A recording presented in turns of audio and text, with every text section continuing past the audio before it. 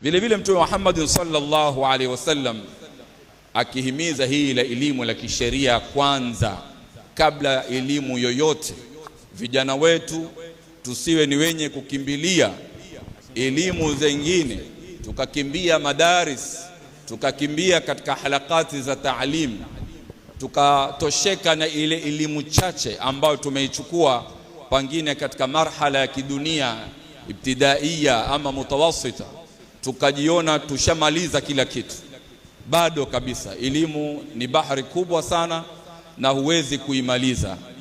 Tazama Mtume Muhammad sallallahu alaihi wasallam anatueleza, na wageni wetu alhamdulillah washakaribia na washaingia katika jukwaa kama hili. Mtume Muhammad sallallahu alaihi wasallam anatueleza, man yuridillahu bihi khaira yufaqihuhu fi ddin. Tazama Mtume Muhammad sallallahu alaihi wasallam alivyoifadhilisha elimu ya kisheria hapa, kwamba Allah subhanahu wa ta'ala yule aliyempendelea khairi, yule aliyompendelea khairi Mwenyezi Mungu subhanahu wa ta'ala yufaqihu fi dini, Mwenyezi Mungu humpatia ufahamu na fiqhi katika dini. Sheikh Mustafa Mahmud ni Sheikh ambaye ni founder wa Mustafa's Academy katika taifa la Uingereza. Vile vile alianza masomo yake hapa katika kaunti ya Mombasa, lakini yeye mwenyewe najua atachanganya lugha leo. Tusikie Kiswahili pia. Japokuwa umeishi miongo kadhaa katika taifa la Uingereza, lakini nikiamini leo japo Kiswahili tutakisikia Sheikh. Assalamu alaykum wa rahmatullahi wa barakatuh. Alhamdulillahi rabbil alamin. والصلاة والسلام على أشرف الأنبياء والمرسلين وعلى آله وصحبه والتابعين ومن تبعهم بإحسان إلى يوم الدين. أما بعد، رب اشرح لي صدري ويسر لي أمري واحلل عقدة من لساني يفقه قولي. اللهم ابسط علينا رحمتك وانشر علينا من حكمتك وافتح لنا فتوح العارفين، ولا حول ولا قوة إلا بالله العلي العظيم. اللهم لا علم لنا إلا ما علمتنا إنك أنت العليم الحكيم. آمين يا رب العالمين. Now before I begin, I want to ask Al-Hajar themselves, can they hand me one mic please? Only one mic. Sheikh Ahmed Lali knows that. Only one mic. Inshallah. I'll proceed with this. If I can get one mic, I'll really appreciate it. Naam, Sheikh Khatib. Sheikh Mustafa Mahmud. Yes. One mic is for live. We are streaming live on YouTube. And another mic is for our brother, Abu Shurem. So we're supposed to use those two mics, my brother. All right. We'll bear patience with that, inshallah. However, we praise Allah Tabaraka wa Ta'ala first and foremost, then send our blessings and salutations upon Rasulullah Sallallahu Alaihi Wasallam. May Allah be pleased with his household companions and each one of us for gathering over here. May he accept our attendance and our oneness and the fact that we are here to benefit. May Allah Subhanahu wa Ta'ala make it useful. However, just remember, I'm a very young student of knowledge, and as I'm speaking right now, my heart is not at ease, because my first teacher that gave me the pulpit is Sheikh Abu Hamza. There he is, busy on his phone. Sheikh Abu Hamza in his masjid, his former masjid, that's exactly where I literally delivered my first sermon. And then later on I developed from there. And as I speak, the mashayikh are here, Sheikh Abdullah is here, Sheikh Ali Bahero is here, Sheikh Abu Bakr is here, basically everyone is here. For me to speak, I feel like it's not my place. And not only that, my actual sheikh that I'm learning from as well, no matter how close I am to him,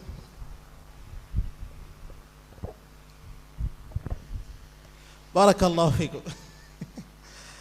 No matter how close I am to him, honestly, I still feel I'm not the one to be standing right in this place. However,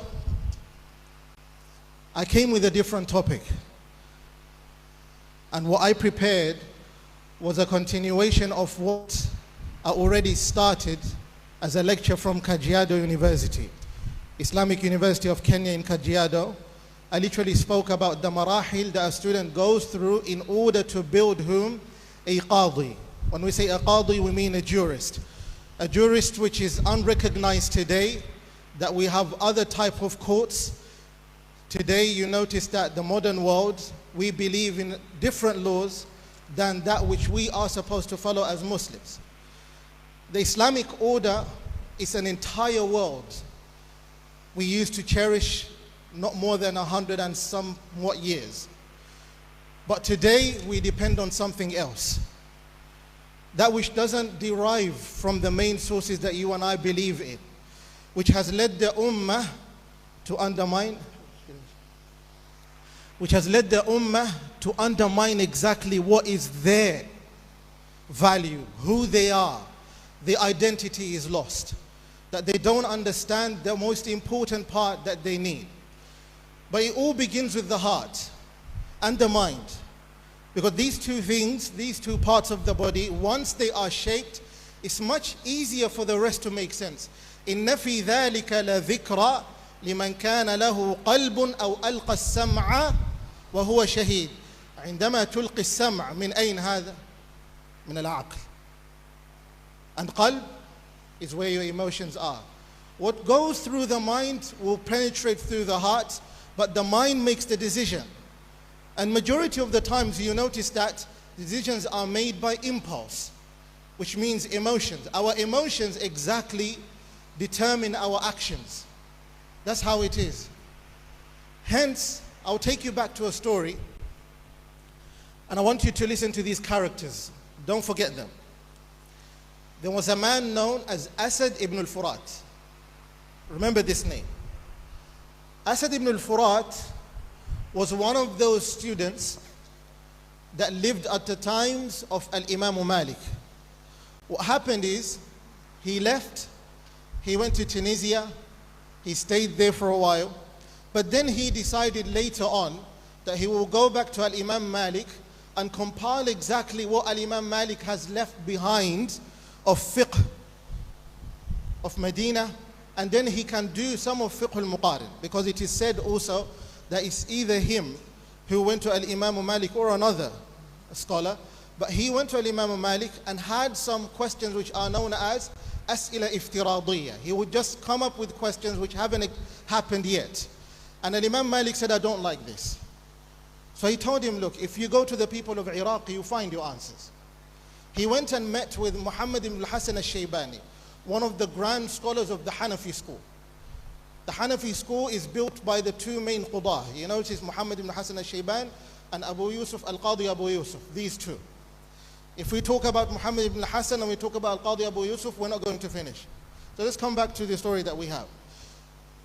Unfortunately, as he was about to make his journey, Al-Imam Malik passed away. As Al-Imam Malik passes away, he starts searching around. Who would it be the one that will hand him what Al-Imam Malik left then? These people didn't only write, these people memorized even the aqwal of their scholars, the opinions of their scholars, literally. Hence it became an entire madhab. If you read in the books of tarajum, biographies, it's for a purpose. You don't read those books if you're a beginner student in the science of Sharia. You read those books when you reach to a certain level. And that's only when you reach to the third level or maybe the fourth level. Al-Hasil Laki, Assad ibn al-Furat goes out searching and he meets a man called Abdullah ibn Wahab.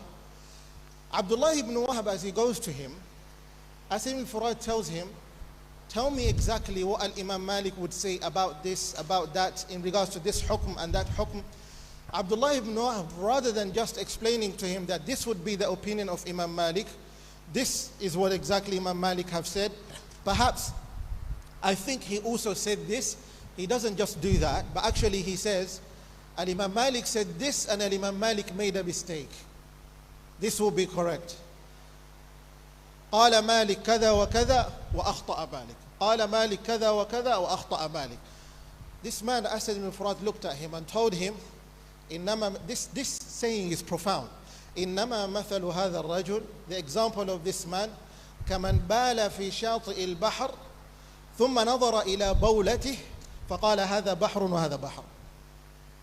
This man is literally like the one who went to the ocean, to the shore of the ocean. He urinated over there and he said that this is an ocean and what he sees over there is an ocean. That's how young he is when it comes to ilm. Now what I'm telling you, what I'm speaking to you, is not things that I found from the books alone, actually with the help of my sheikh. Everything that I'm about to speak over here is nothing from my own pocket, nothing that I might be a genius of, or that which I read alone, but actually by sitting down and learning. That's why I tell you I'm still a student. This is not my place. فلذلك, he then left. He wasn't satisfied with the answer. He went to Abdul Rahman ibn al-Qasim al-Utaqi, the main tilmid of Al-Imam Malik, the main student of whom Al-Imam Malik. Why do we say Ibn al-Qasim al-Utaqi? He is the main student of Al-Imam Malik. هل عاش مع الإمام مالك أكثر من الطلاب الأخر? Did he live more with Imam Malik compared to the other students? When we say we live more, the modern structure today is that you will go to university, and I will continue saying this every time I get an opportunity to speak about education, is that you go to university, you leave university, the only time you have with your lecturer is literally the 15 minutes that you pay attention. If the lecture goes about 50 minutes, 2 hours, 3 hours, perhaps you will only give the lecturer half an hour. The next of the other ones, you're busy with your phone, throwing chalks, or if not, you're literally conversing with the other, and you're aggravating whom? Your lecturer, who is so-called your teacher. How much time do you give? These ulama, if you read their history, like Sheikh Abdullah was explaining, and even further, for example, Abdul Rahman ibn Qasim al-Utaqi, what exactly happened to Imam Malik with Imam al-Zuhri at his time, where he would stay outside his house to a level where people will think he is the slave of the Sheikh. Ibn al-Qasim did the same thing. كَمَا تَدِينُ تُدَانُ. Exactly what you do is exactly what happens. But what makes Ibn al-Qasim al-Utaqi special? He lived with Imam Malik for 20 years. Not the lecturer you spend for just hours. دقيقات وتتخرج وتسمي نفسك خريجي. And I'm not talking about students that go study their deen. Even those in the secular sector. Even us. لا نتقن ما نعلم. We don't seek perfection in anything that we learn. And I'm really sorry to say this, but this is a fact. I live in this world, in the project, you live in the project, and it's something that we have to face the reality. Look at our ummah today. Do you think it's just in the Western world? Look at us today. Look at Mombasa. I grew up here. I lived here. That's the honest truth. But a language that I speak with the most is English. That's why. I'll tell you this. Look at the situation, you notice the fashal of the ummah is not because of the failure, it's because they don't want to go back to the reality. Let's come back to our story again. Asad ibn al-Furat goes to Abdul Rahman ibn al-Qasim al-Utaqi, and Abdul Rahman ibn al-Qasim, after Imam Malik passed away, he left. He was an Egyptian, went back to his home. The story that all of the mashayikh, I believe, they know about him, is that he got married, تزوج, ولم يمكث مع زوجته بمدة طويلة. He didn't live with his wife for a long time. After just the marriage, even before the honeymoon ended, he told his wife, I am leaving, I'm going to go to seek knowledge under Imam Malik. If you desire, you can follow me. If you don't, you can wait for me. And worst case scenario, if you cannot wait for me for the next maybe a decade or so, I don't know when I might come back, because there was no communication like what we have today, mobile phones. People die, we take our phones out and we literally record their death. That's exactly what we do. That's how easily we communicate. But yesterday that wasn't the case. Or if you feel like it wouldn't work, you can tell me that I give you your divorce. The wife said, I'll wait for you. Do we have those women today? Simple question. He left and lived with Imam Malik for 20 years. This man, after 20 years, a qafila comes all the way from Egypt because of Hajj, not coming to visit Imam Malik. And as you go to Hajj, what is the sunnah?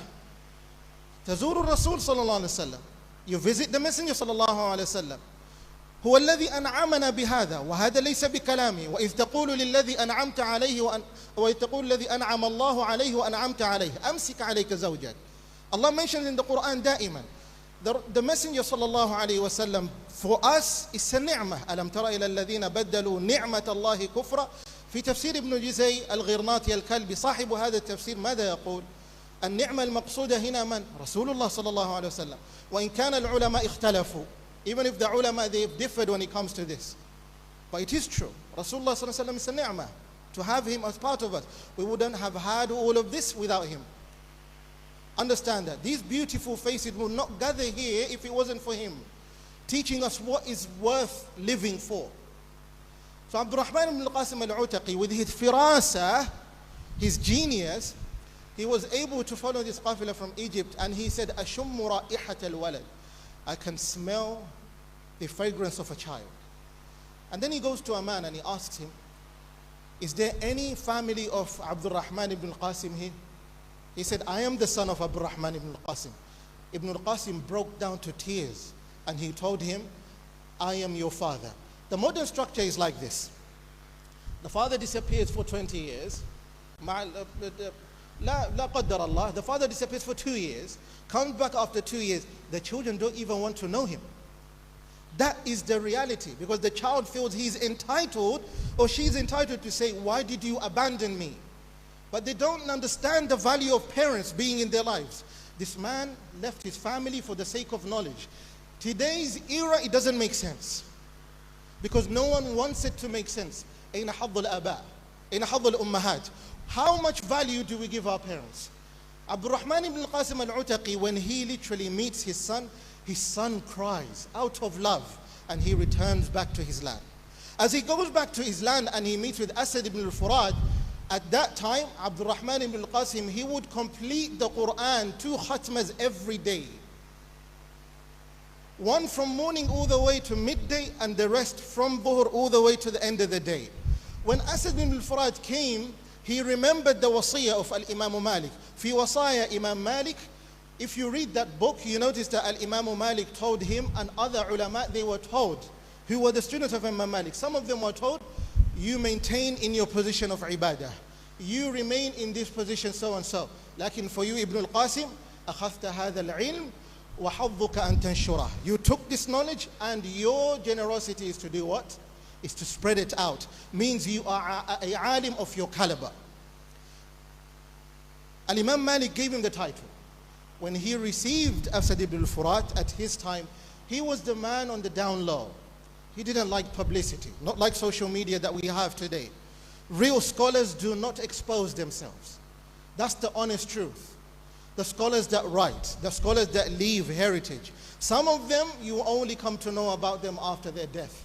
لكن Allah جعل بيننا وبينهم حجاب. Between us and them there's a hijab. And I'll explain to you the reason why at the end of the story. Asad ibn al-Furat, as he goes to Abdul Rahman ibn al-Qasim, Abdul Rahman ibn al-Qasim tells him, "Ya Asad, every day I have 2 khatmas. But because of you, I will give you my time in the expense of letting go of 1 khatma. So I will only read 1 khatma a day, not 2. So that you take this ilm and you teach it to the rest of the world." Asad ibn al-Furat wrote this book. He compiled this science, especially the aqwal of Imam Malik, to the extent where the reason why Ibn al-Qasim stood out in the Maliki madhab, they say if it's not at Imam Malik, then it's Abdul Rahman ibn al-Qasim. Al-Qawl, Qawl ibn al-Qasim. Immediately. Because لَمْ يُخْلِطُهُ بِغَيْرِهِ. He did not mix him with another alim of his time. Lakin, the students that came for Imam Malik, some of them lived with Imam Malik for 30 years, but they mixed Imam Malik with other scholars. Muhammad ibn Hassan al-Shaybani lived enough with Imam Malik and he was fascinated with him, but he was a Hanafi scholar. Hence you find that Muhammad ibn Hassan al-Shaybani has his own muwatta. وَكُنَّا نَتَكَلَّمْ فِي هَذَا مَعَ الشيخ قَرِيبًا. Sheikh Abdullah, we were talking about this recently. What do you notice? The reason why they will go to Abdurrahman ibn Qasim, they will get the pure understanding of whom? Of Al-Imam Malik's thoughts and what Al-Imam Malik left behind. And Ibn al-Qasim, he would let him do naql, write this down from the top of his head. That's how the situation was then. Can we memorize an address? Or do we need Google Maps? How does it work? If we want an answer, don't we go back to the AI, artificial intelligence that we have, ChatGPT? I've seen that with my own eyes. That's the reality. Ibn al-Qasim, he explains and gives him everything, and he leaves. And then when he left and he went to Tunisia, listen to mistake number one. He does not refer back the book to Ibn al-Qasim or maybe to the Maliki's madhab. Also, in fact, he calls it al-Asadiyya. Refers it back to his own name. Attributes the knowledge to himself. Man sara aliman bi nafsih. Who became a scholar by his own. How do you become a righteous child on your own if it wasn't for tarbiyah? If it wasn't for your parents, your teachers, your community, your loved ones, if it wasn't for them, the people around you, your friends, how do you attain that tarbiyah? Righteousness, love of ilm, love of Allah, adab. How do you attain that? Do you think that happened on your own? It doesn't happen like that. You attribute things back to where they belong. So this system that we live in today, and I mentioned just 2 days ago, we live in a system of ananiyah. لأن ماذا؟ لأن مراد الشيطان أن يبني فينا ماذا؟ الفكرة الأنوية. So the shaitan can build the ideology of what? It's about me and me alone. No one else did anything to build me. It's always going to be about me.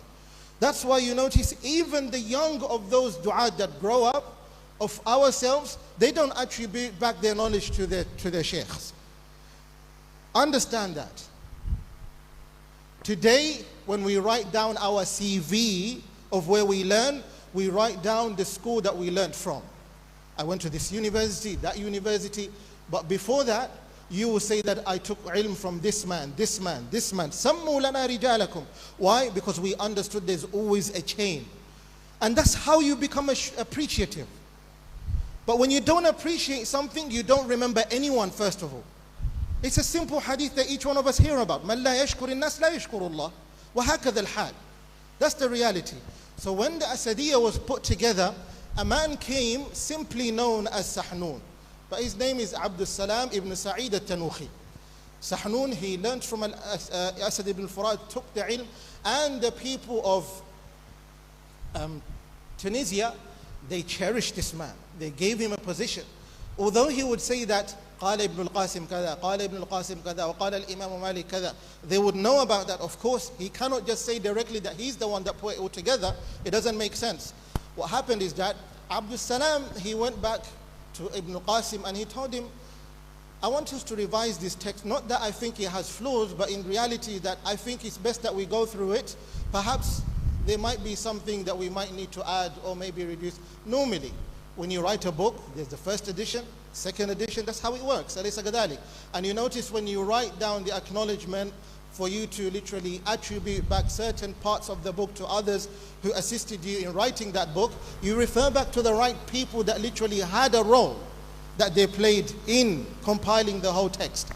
So when he went back to Ibn al-Qasim, as-Sahnun, what he did is that he took it and there were some revisions made, and after that Ibn al-Qasim told Sahnun, go back to Asad ibn al-Furat, tell him that he corrects his manuscript that he has because of these things that we've corrected together. I think that would be a good idea rather than allowing that to go viral and widespread, and it might be the wrong text. So Sahnun, Abdul Salam ibn Sa'id, he went back to Asad ibn al-Furat and told him, Abdul Rahman ibn Qasim, he appreciates what you've done and he literally loves all of your deeds. Lakin, he's saying that this is the correct version of the text. So he's telling you to correct this book that you have so that we could spread the right one. There's nothing wrong with that. That's the birth of a book known as Al-Mudawwana. Look at how long it takes to literally just compile together an entire madhab that perhaps many of us do not appreciate the idea of madhabs. Perhaps many of us don't even understand what a madhab means. For some of us, perhaps it just passes over our heads. That's a fact. That's the state of the ummah today. Al-Mudawwana was because of that reason. Now, when Asad ibn al-Furat received the message, what did he say? The scholars have two aqwal. They say that, and both of them are bad actually, exactly what Sheikh said. He said that, one, the first one he said, إِنَّمَا جَعَلْتُهُ ibn al-Qasim. I am the one that made him Ibn al-Qasim. If I made him famous, he wants to take away my position. The second one, they say that, he said, no, I wouldn't do so. Ibn al-Qasim received the message. Was he angry? Yes, he was. Was he jealous? No. But he understand al-ilm هذا أمانة. لأن العلم حياتنا أو من كان ميتا فأحييناه وجعلنا له نور. أحييناه بماذا؟ بنور الإسلام. أنت Muslim, you're a Muslim, your nur is Islam. How do you understand your Islam? هو سماكم المسلمين من قبل. Ibrahim alayhi salam from then called us Muslims, submitters. Submit ourselves to whom? Allah. If you do not understand who Allah is, the simplest of your creed, how do we even appreciate Allah alone to say that we would worship Him and not mix Him with any other ideology? Ask yourself that. When Ibn al-Qasim received the message, out of his anger, remember he's a wali from awliya of Allah, a man that lives reciting Quran with 2 khatmas every day, did nothing else, not even seek fame, sought knowledge, taught it and moved on like that. You don't mess about with these type of people. Today we don't even recognize them. What did he say? Allahumma la tubarik fil Asadiyya. Today as we speak, Al-Asadiyya doesn't even exist. We only read it from the biographies of scholars. Because barakah is not what we live to see. Barakah is what remains after our death. When you always read in Surah Al-Kahf, وَكَانَ أَبُوهُمَا صَالِحًا, because of their forefathers, their ancestors, they were righteous, and now we need to save this jidar, this falling wall, because of the righteousness of these children, not because that they were righteous alone. It started then. It came from somewhere. And because of the barakah of the ancestors, that is exactly they were going to be righteous. And that's a fact. إخوة الكرام, لطلاب العلم, among you over here, as far as I know and according to what I received from Al-Hajj themselves, there might be about more than 100 to 200 students. How many of you are students? Whether in universities, whether in schools or else? Raise your hand up. I'm still a student. How many of you are students? Now for the rest of those, listen, there's nothing wrong if you're not a student. We need every single person in this majma'. We need those who are working, we need those who are students, and we need beyond. But personally, I can speak to the students easily rather than speaking to anyone else. Every student of knowledge needs 4 things. كل طالب يحتاج إلى 4 أشياء. Number 1, in order for you to seek knowledge, and I want you to write this down. Ma'al asaf, majority of us attend, but we don't even have a notepad and a pen. That's the honest truth. And we say that, we'll memorize it. ما حفظ فر وما كتب قر. And this is a normal saying that we say. Anything that you write, it will remain. Anything that is memorized, easily does it do what? It runs away. لذلك the ulama, what did they say? العلم حفظ حرف ومراجعة ألف. I love this. You understand something about this. You only memorize a bit, but you revise more than 1,000 times. That's how you keep. Similar to the Quran, of those who memorize Quran, or whatever you've memorized, the reason why your Quran disappears easily, because perhaps you only revise it Ramadan to Ramadan. And that's if you're an imam. And the rest of the other 11 months, the Quran is not considered anymore. How does it remain? How does it be with you? How does your mind, your dhakira become strong? Are we really going to be those who grow up to be supported by AI, walking with crutches, mental crutches, mental wheelchairs? Are we going to be those type of people really? Think about it. If we cannot be directed somewhere, Where people had databases in their minds, today we have databases on our phones. But not our minds anymore. It only even weakens our decisions. And when the mind is weak, the body becomes weak. And when the body is weak, you cannot achieve. That's a fact. The first thing that a student requires is a tarbiyah. Why did I narrate to you the story? Tarbiyah is nurturing. Tarbiyah is mentorship. You don't achieve it on your own. You achieve it when you are with the right scholars, within the right circle, with the right jama'ah. The modern structure does not allow us to literally have the right nurturing. Bear that in mind, and that's a fact. Look at us. Look at our reality. How much fahisha spreads out there of our own children, our own brothers, our own sisters. They would rather be comedians than being gentlemen. Ladies would rather be women, but they would want to literally sell themselves. There's no hiding a reality. Let's be honest. Where is the tarbiyah? What went wrong? The ummah today, ash-shahawat, muthara. These shahawat, they've literally been risen. They've been attacked left, right, and center. Hence, we don't even have patience. And the first pillar for a student is patience. Bidun sabr, without sabr. How do you attain anything?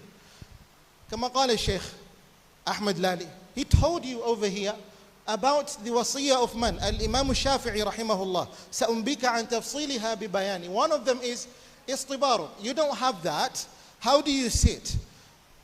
Students that sit down sincerely to seek ilm, the teacher can go on for about 5 hours and the student cannot even put their knees on the ground for 2 hours. And the rest of the 3 just blows away in the wind. That's how knowledge was sought. Do you think men became men at the time by just sleeping? Men became men not by universities, not by a washed down type of education, but actually it required more. I really desire to speak about this 3rd and the 4th marhala of what a student of Sharia goes through in order to become a talibul ilm al-shari'i. But I can't do that today because time doesn't allow me, first of all. And many of us, I don't know whether we are prepared or not.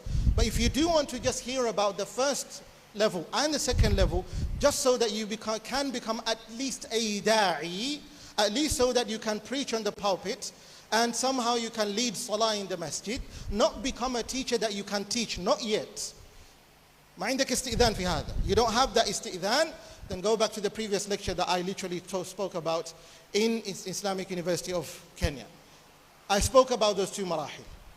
If I'm going to speak about the rest of the other 2 marahil, inshallah next time. At-tarbiyah, number 1. Because antal wi'a. You are the vessel. Rasulullah sallallahu alayhi wa sallam, when he was young, we know the famous story of the seerah. What exactly happened? Jibreel alayhi salam came, laid him down, opened his heart, removed the black parts which was in his soul, in his heart, and cleared him off on a gold vessel, returned it back. Why do you think that was? For what reason? So that the time when it comes for him to receive the wahi, the revelation, his heart is prepared for that. His heart is prepared for that. And always Allah will tell him, وَقُلْ رَبِّ زِدْنِي عِلْمًا.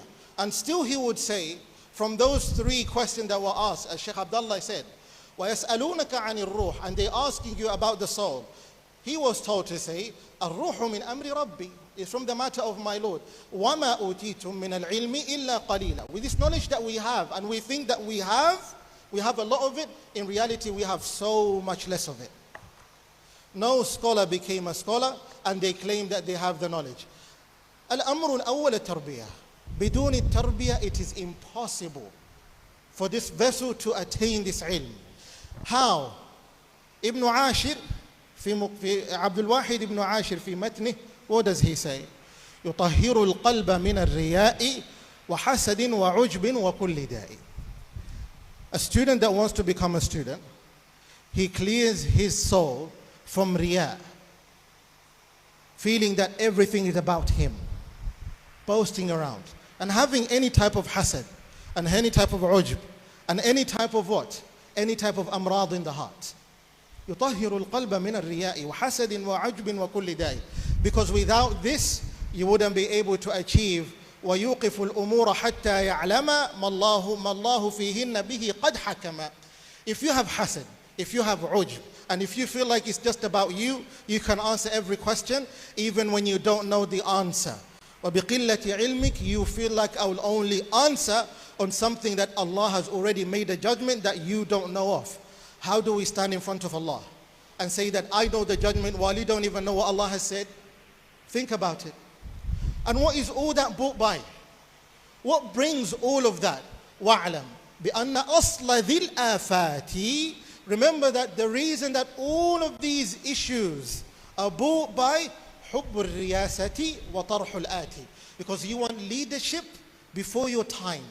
You want to believe that you belong while you don't. You want to be at the forefront while that's not your caliber. You want to be the one that takes over while you're not even prepared. Your knowledge is like a house of cards. Your heart in itself, the ummah today has become literally like a house of cards. We saw the rain last night.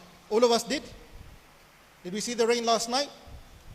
You know, Imru'ul Qais, he has a beautiful mu'allaqa that he explains about this. The rain of yesterday. And see how the house of cards is like. أحاري ترى برقا كأن وميضه كلمع اليدين في كبي المحلل كأن سباعا لا. He talks about, Allah mentioned this in the Quran. But then he goes on to say, قعدت له وصحبتي بين عامر وبين إكام بعدما متأمل. Are you going to see what a barq, that we saw a thunder? And look at how it glowed, how it covered the entire land, that the eyes can only reach to how far. And I sat, me and my friend, and literally gazed at the rain and how far it went, our gaze went. They were so shocked. They said that this type of rain, وأضحى يصح الماء عن كل فيقة يكب على الأذقان دوح الكنهبل وتيماء لم يترك بها جذع نخلة ولا أطما إلا مشيدا بجندل. What does that mean? وتيماء, you go to Tayma, it did not even leave a single trunk, a tree trunk, any palm tree. This type of rain, it washed away everything. ولا أطما, even a qasr, a castle, إلا مشيدا بجندلي, has gone and withered away with the water. Lakin when you are built correctly, with the right tools, your mind is prepared, with the right tarbiyah, and you have that thing that holds on to you da'iman, every single time you feel connected to the right source. Your heart never sleeps. Your mind always yearns. You always want more, and you always feel low. You always want to achieve, but you still feel yet you haven't achieved. And yet you feel like you are the smallest of the youngest. That's the reality of what we are facing today, that each one of us want to belong and want to become, but not thinking about growth and development. Growth and development, is exactly what the ummah wanted. Bear that in mind. Abdul Fattah Abu Ghudda, he mentions in another book, he says what? It is best for you to only master one thing rather than reading or memorizing or mastering so many crafts while you don't even understand the best of one of them. You don't even know, you don't perfect even one of them. What's the means of that? That's why you have Arkanul Ihsan. Tarbiyah, number one. Bear that in mind. Tarbiyah. لذلك, how do you attain it? يصحب شيخا عارف المسالك يقيه في طريقه المهالك. You only befriend a sheikh. Sheikh mentioned, وصحبة أستاذ. You befriend a sheikh. I gave this story a few days ago when I was giving a lecture, and I would love to give it again for those who are not able to listen to it, because it will never leave my mind. I always had questions. Honestly speaking, I always had questions. Hence, I'm constantly asking and seeking answers. My questions were, why doesn't this apply today? Why isn't this working today? What's going on today? Why are we not reaching anywhere? What's happened to the ummah? Every time I knock on a door, the door is open, the only thing I see is emptiness. I see hollowness through. But when Allah guided me to the right source of light, the only light you see is that, and the rest of the world becomes dark. And inshallah ta'ala, may Allah keep this light for me, to show me always where the path is. Not that I feel myself thinking it's special, la. But I'm telling you and myself that seek it, you will attain it. Seek it, you will receive it. Look for it, you'll find it. من سلك طريقا يلتمس فيه علما سهل الله له طريقا إلى الجنة. Iltimas, you have to search, constantly search. And when Allah gives you one path, hold on to it. That's what the ummah needs. The ummah needs to understand that it's a path that we need to follow. So when you find a sheikh that knows the path, this sheikh will protect you from those things that destroy you. With Asad ibn al-Furat, at his time, he thought it was enough for him. And when he said no, and he lived with his knowledge, while thinking that perhaps he belongs in the caliber alone, Allah took away everything that he worked for. Nothing of his works remained. But Al-Mudawwana did. Al-Mudawwana of the corrections. That's why. It's called because of the corrections that were made at the time. This type of sheikh, يُذْكِرُهُ اللَّهَ إِذَا رَآهُ. What does that mean? What we need is taqwa. Where do you achieve taqwa? Not just by reminding yourself of Allah da'iman. You need the sources that remind you of Allah always. Things that will constantly return you back to Allah. The Sahaba, Abu Bakr radiallahu anhu, he was faced with the Sahaba. The Sahaba told him, every time I leave Rasulullah sallallahu alayhi wa sallam, what happens? I feel like my heart deteriorates. I am destroyed. Da'iman. Abu Bakr had to give him glad tidings and tell him, look, we all feel the same. Where was the source of taqwa? Where was the source of reminder? Back to Rasulullah sallallahu alayhi wa sallam. That's how it worked. وَيُصِلُ الْعَبْدَ إِلَى مَوْلَاهُ فَالتَّرْبِيَةُ أَوَّلًا. I could carry on. Number two, بعد التربية, you need العلم الشرعي الحقيقي. Nowadays, why do I say that? I add al-haqiqi at the end for a reason. You need that shari'i knowledge, sharia knowledge, according to the deen, which is the true one. There's so much information spread out there because of social media and also the wrong people that don't belong in their positions, and yet we still believe that's ilm. You know that it's an affliction which is afflicting you and I today, and it's a reality that we live in. So in order for you to reach to that level, you need to literally peel through the layers. That's a fact. I'll give you a simple example. For a ammi, not to come out of laymanhood, for just a layman, at least to survive, not to not be a layman. I'm not going to explain to you exactly what you need not to become a layman. Simply put, I'll give you this. Every imam in the masjid, they are required to to deliver to their people in the masjid, and the Muslims are required to achieve four knowledge, four ilm, four ulum. They need these four. Number one is al-aqidah. Only one text in aqidah, so they understand about Allah.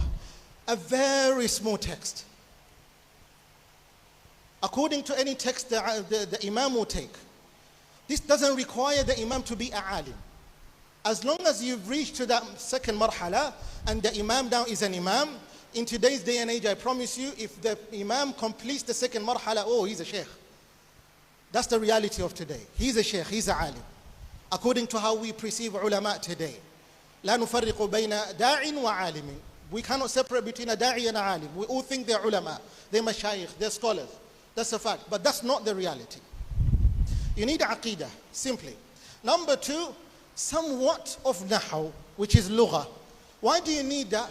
لصيانة اللسان من الأخطاء القرآنية, so that you can correct your lisan while you're reading Quran.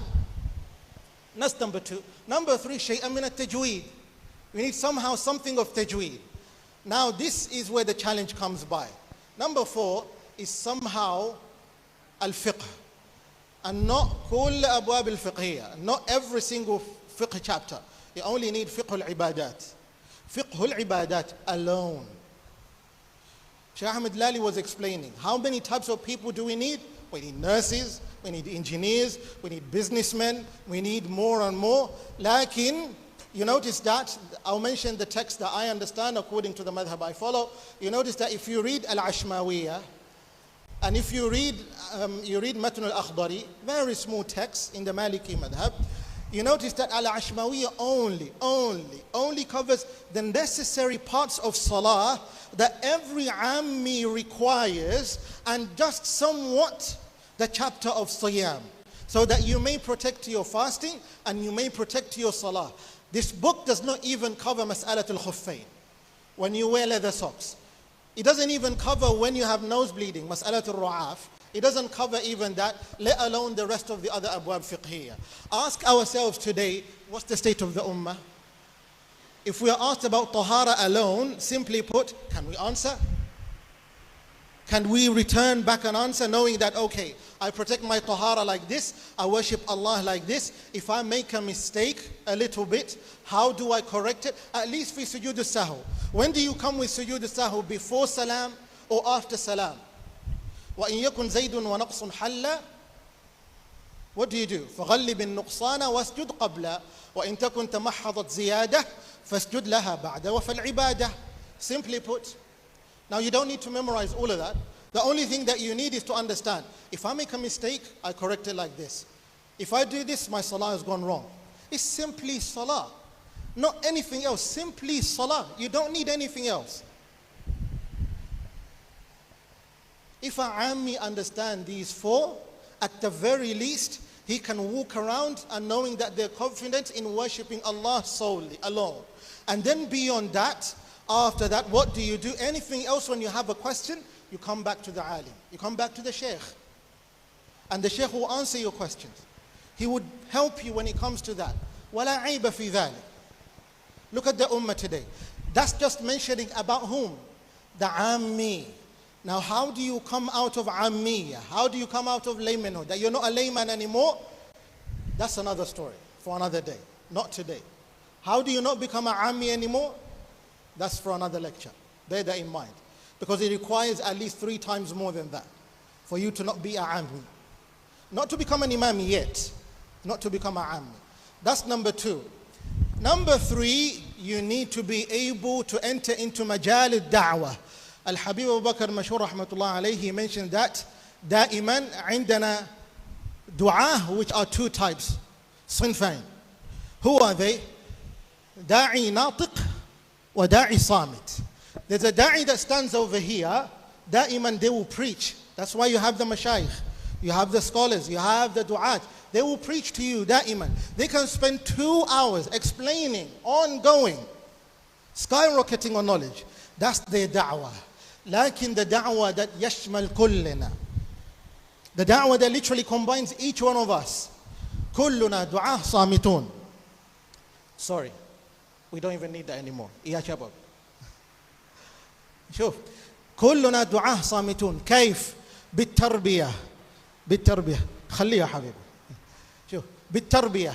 When you have the right nurturing, you will be the one that leaves your home. You've already showered. You wear your clothes. You go pray in the masjid. Salatul subh. Read a little bit of Quran. Yallah, ila al-amal. Anta mujahaz, muraddam. عندك istiqamah. You go like that. That's exactly how a Muslim is supposed to be.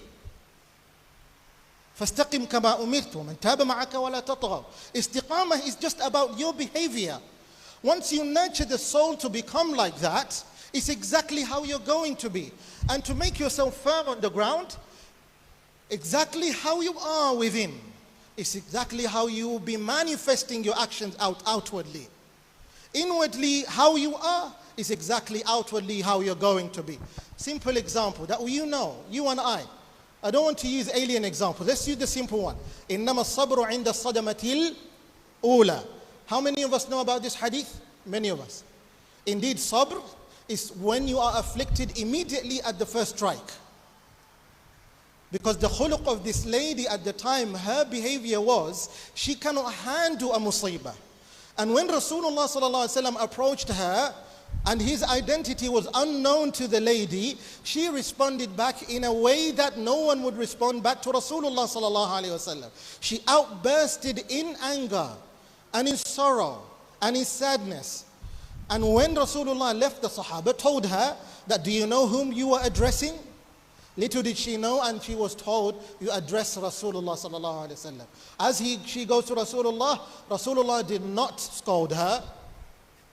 She was not scolded. In fact, she was told, إنما الصبر عند الصدمة الأولى.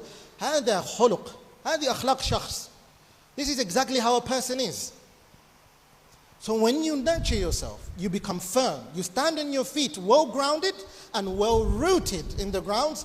You will be the one that stands properly. You stand straight and you don't wither away. فَتَكُونُ دَاعِيًا. Da'wah does not leave you and I. And the last one, which is the greatest of affliction, and hopefully inshallah, I won't take more than 10 minutes to explain this. Al-iktifa'u dhati. Al-iktifa'u dhati. Al-iktifa'u dhati, that means you need to be self-sufficient. Self-sufficient in what? Rizq, provision. The idea of employment, I've mentioned this a lot, and I want each one of us to clear our ears. Open your mind and listen carefully. That certificate you are going for, that university which you pay for, many of us pay for it so that we can have the qualifications to seek some sort of rizq and be what? Employed. The idea of taqa'ud, pension, retirement, is a modern construct. When was taqa'ud and employment introduced? In the 1900s. Literally in the 20th century, early 20th century, very recent. How did the people live then? With hiraf.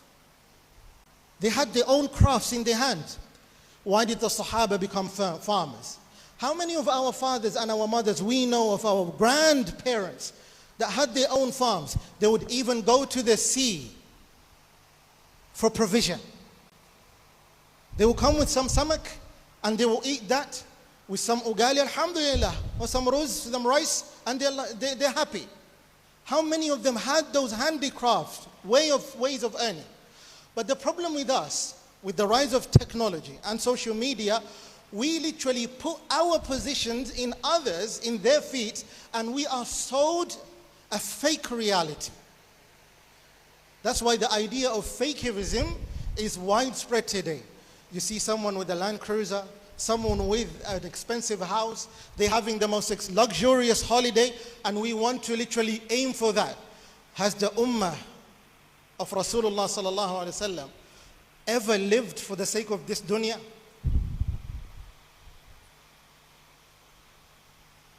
Have we ever lived for that purpose? How shallow are we? Simply, I'm going to ask you that. Let's not forget a fact. وَاتَّقُوا يَوْمًا تُرْجَعُونَ فِيهِ إِلَى اللَّهِ. The mashayikh, which I feel sorry about them, not because they don't have lives, they do have lives. But the reason why today we undermine them, and I'm going to be very harsh on each one of us, is because they don't have the wealth that many have. And because they don't have this wealth, and when we say wealth, we say that the numbers you have on social media today is money. That's the truth. Because some people in business, they're given this option. A person who has 1 million followers and a person who is a billionaire, whom would you take in order to grow your business? Let's be honest. For those who understand social media, who would you take? The 1 million followers, or would you take the billionaire? Million followers, number one. Billionaire, number two. Raise your hand up. Which one? La. The 1 million followers. Yes. That's where the money is, Habibi. Being famous today is where everyone wants to be. That's why people don't care about what they post. As long as they get the numbers, that's the fuel. Every billionaire today is yearning for an influencer out there. So if a sheikh becomes an influencer, everyone runs for them. And when an alim sits in their home and they hide, no one wants to know about them. When an alim comes to preach to you and will give you the ilm, or a proper talib al-ilm, nobody wants to learn about them. It's because we don't just look at their followers, they have little numbers. And I'm going to tell you this with evidence. A friend of mine told me that a friend of his, he wanted to go seek an answer, Shar'i answer, the scholars can hear. And wallahi, they'll feel sad. They want a Shari'i answer on fiqh alone. Do you know what they said? Let's look who's coming today in the masjid, who has at least 500,000 followers, and then he can answer our question. When they found a Qari, which I don't want to mention his name, and this man is merely a Qari, doesn't even have at least 2 qira'at. That's even far. Doesn't even have any jaza in Quran. This man doesn't even know how to read Quran properly. He can only read Quran with a lovely naghma, alone. But he would mix up tajweed left, right, and center as he moves along. Is that very clear? These young men, they said, we will go to this man. He has about 500,000 followers. He will give us our answer. Their friends scolded them. Like, what happened to you guys? What happened to you guys? What's going on? Why is the ummah like this? How could he answer your question? He's a miskin that doesn't even know anything. لذلك, that's the situation of the ummah today. The mashayikh, they seek their own way of seeking rizq, whether by teaching, whether by trying to earn, wherever the rizq comes from, because their understanding of rizq تختلف عن فهمنا في الرزق. Rizq is not about how much you earn and how big of a house you live in. Man asbaha, the one who will wake up, and I literally cannot remember the entire hadith. If a person will wake up while he literally aminan fi sirbi, he lives in his little nest while he has security, mu'afa fi badani. Do you think Rasulullah will mention this abatha? Mu'afa fi badani. His body is literally healthy. And this one, indahu quti yawmi, he has his rizq, his luqma on that day, which means you work, you earn like that. You don't need to depend on a boss and employee. As you go there tomorrow when he sacks you, you don't have a job. And that's exactly what happens. You know what that does? We know that incapacity, that literally makes you to become incapable of doing what? Becoming creative. That doesn't make you innovative. The scholars were able to become scholars, to write, to leave behind a turath, because they were all dependent on themselves. And anyone that depends on themselves, I promise you, try doing that, you will understand the meaning of tawakkul. Because mentioning the topic of rizq is another wide one, which I don't have time. I've been told I only have 3 minutes left. Think about it. As we undermine the ulama, they understand exactly what rizq means. For many of us need to literally clear our minds. Rizq is not by the paper you earn. Rizq is for Allah brings to you. The child that Allah gave you yesterday was unknown. He is the one that gave it to you. He decides today that child will go away. The rizq that you worked for so hard for you to reach to that state, if you literally put it in your heart, Allah can destroy it and take it away from you and destroy you from within. But only the ones who have a clear understanding, they would understand that as Allah gave it to me, Allah will take it away from me if He wills. And if I understand what I'm supposed to do with this rizq, you'll understand exactly how to live and seek that knowledge. Ikhwat al-kiram, that's exactly what each one of us need. And honestly, I wish I could tell you more and I could explain to you more. لكن المجال هذا لا يتسع لنا أن نشرح كثيرا ونطيل الكلام. This position does not allow us to speak and carry on and give you and give you and give you. Inshallah ta'ala, next time, and bi'idhnillah al-kareem, we'll try to cover as much as we could when we meet again. But I would like to return my gratitude, first of all, to the mashayikh once again. Honestly, I'm honored. They gave me the confidence to stand here, all of them, as they're here, alhamdulillah. And as I said, I am not in their positions. They are the scholars, they are the mashayikh. I'm literally under their feet up to today. I cannot take the credit fully. They are the ones that nurtured me. They are the ones whom I started with. And Allah literally gave us different paths. But yet we return the fadl back to whom? To them. هكذا الحال. And especially Al-Hajar TV, the entire team. Where's Khatib? The man of the show. Khatib.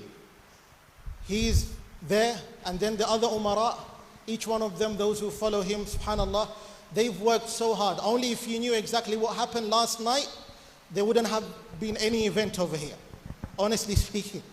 But we will leave that, inshallah. But because of their juhud and their hard work, this happened. And Al-Hajar Creation for sponsoring this entire event, may Allah subhanahu wa ta'ala bless them, bless the team, and put it in the scales of goodness. And may Allah accept it from each one of us for gathering over here, and make this one of those prosperous talks and lectures, inshallah ta'ala, that each one of us at least leave not like a Friday sermon. Because when we go to a Friday sermon, what happens is that many of us leave outside and each one of us say, mashallah, the khutbah was beautiful. 5 minutes later, everyone is thinking about the pilau that comes after it. That's exactly how we are. Or the famous story of a young man, literally he sat, listen and listen and listen. And to everyone, a tablighi man was explaining. I'm giving you literally a simple story that each one of you know. The tablighi man asks, who wants to go to Jannah? Each one of us, each one's hands up. Another one says, he asks another question, who wants to go to the hellfire? None of them raise their hands. But the young boy doesn't. The young boy waits, and then he waits, and then he waits. Everyone has left. And the man comes to him and asks him, young man, why did you wait? What happened? He tells the man, you're praying on my prayer mat, I was waiting for it. That's exactly what happened. He wasn't waiting for that. He wasn't waiting there for that. He was actually waiting for his mat. And he left with nothing. May Allah subhanahu wa ta'ala help us. اللهم اجعلنا من الذين يستمعون القول فيتبعون احسنه. اللهم اجعل اجتماعنا هذا اجتماعا مرحوما واجعل تفرقنا من بعده تفرقا معصوما ولا تجعل فينا ولا معنا شقيا ولا محروما.